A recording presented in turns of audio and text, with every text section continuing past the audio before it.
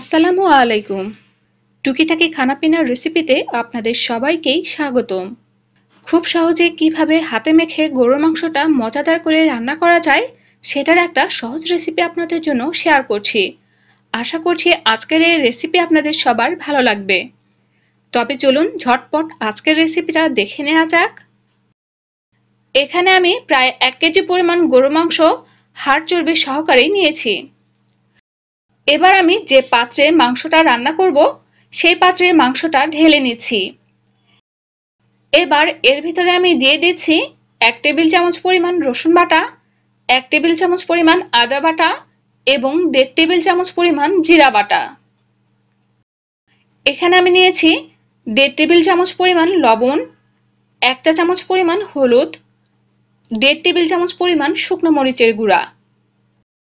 লবণ এবং ঝালটা অবশ্যই আপনারা আপনাদের স্বাদ অনুসারে দিয়ে নেবেন। এবার দিচ্ছি 10-15টা গোলমরিচ, 3টা লবঙ্গ, 1টা কালো এলাচ, 6টা সবুজ এলাচ, 2টো দারুচিনি টুকরো এবং 2টো তেজপাতা। এবার আমি এর ভিতরে দিয়ে দিচ্ছি হাফ কাপের সামান্য একটু বেশি পেঁয়াজ কুচি। দিচ্ছি 1/4 কাপ পরিমাণ সয়াবিন তেল। এবার হাত দিয়ে আমি খুব ভালো করে এই মাংসটাকে মেখে নিচ্ছি। আমি খুব ভালো করে এটাকে মেখে নিয়েছি। এবার হাতে যে মশলাগুলো লেগে আছে সেগুলো আমি সামান্য একটু পানি দিয়ে ধুয়ে নিয়ে এর ভিতরে দিয়ে দিচ্ছি। আমি এখানে আর বাড়তি কোনো পানি দিচ্ছি না। এবার আমি এটাকে ঢেকে দিয়ে চুলার উপরে বসিয়ে দিচ্ছি।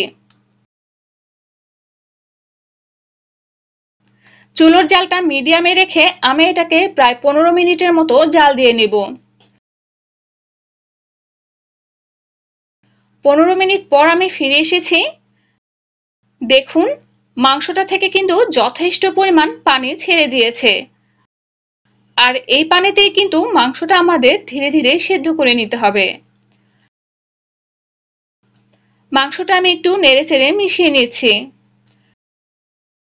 এবার চুলোর জাল মিডিয়াম লোতে রেখে আমি এটাকে ঢাকনা দিয়ে ঢেকে রেখে দিচ্ছি আরো 20 মিনিটের জন্য। আর এর মাঝে আপনারা চাইলে ঢাকনা খুলে 2-1 বার এটাকে নেড়েচেড়ে নিতে পারেন। ফিরে এসেছি 20 মিনিট পর। দেখুন এই পর্যায়ে পানিটা শুকিয়ে গেছে এবং এই মাংস থেকে বেশ খানিকটা তেলও ছেড়ে দিয়েছে। এবার আমি এটাকে 5 থেকে 7 মিনিট ধরে নেড়েচেড়ে এটাকে কষিয়ে নিব। এই মাংসটা যত ভালো করে কষিয়ে নেবেন রান্নার টেস্ট ততটাই বেড়ে যাবে। আর মাংসগুলোর ভিতরেও খুব ভালো করে মশলার স্বাদটা ঢুকে যেতে পারবে। মাংস কষিয়ে নিতে নিতে কিন্তু মাংসের কালারটা বেশ খানিকটা কালচে হয়ে গেছে। যখন মাংসের কালারটা এরকম পরিবর্তন হয়ে যাবে আর তেলটা ছেড়ে দিবে তখন আমি এখানে দিয়ে দিচ্ছি গরম ফুটন্ত পানি। অবশ্যই চেষ্টা করবেন ফুটন্ত পানিটাই ব্যবহার করতে, এতে করে রান্নার স্বাদটা একেবারে অক্ষুণ্ণ থাকে। আর ঝোলটা আপনারা যতটুকু পছন্দ করবেন সেই অনুসারে এখানে ফুটন্ত পানিটা দিয়ে নেবেন। পানিটা দিয়ে আমি এটাকে আবারও ঢেকে রান্না করে নিচ্ছি 15 মিনিটের জন্য। ধীরে ধীরে জাল দিয়ে এই মাংসটাকে কষিয়ে নেওয়ার কারণে কিন্তু মাংসটা এই পর্যায়ে খুব ভালো মতো সেদ্ধ হয়ে গিয়েছে। এবার আমি মাংসটাকে একটু নেড়েচেড়ে নিচ্ছি। দেখুন আমাদের এই মাংসটা কিন্তু একেবারেই রেডি হয়ে গিয়েছে। এবার এর উপরে আমি দিয়ে দিচ্ছি 1 চা চামচ পরিমাণ তেলে নেওয়া ধনে এবং জিরা গুঁড়া।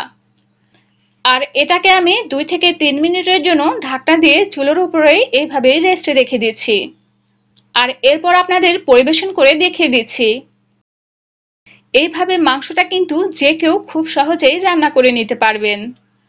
আবারও হাজির হয়ে যাব নতুন কোনো রেসিপি নিয়ে। আসসালামু আলাইকুম।